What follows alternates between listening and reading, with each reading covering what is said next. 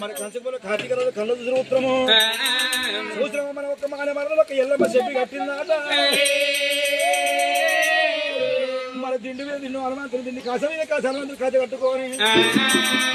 వంచులను మించి మొదటి ఎల్లమ్మ ఎక్కడ వరకు చేత పెండి ఆడమని అటువంటి కార్తీక కూడా 7 అన్నములైన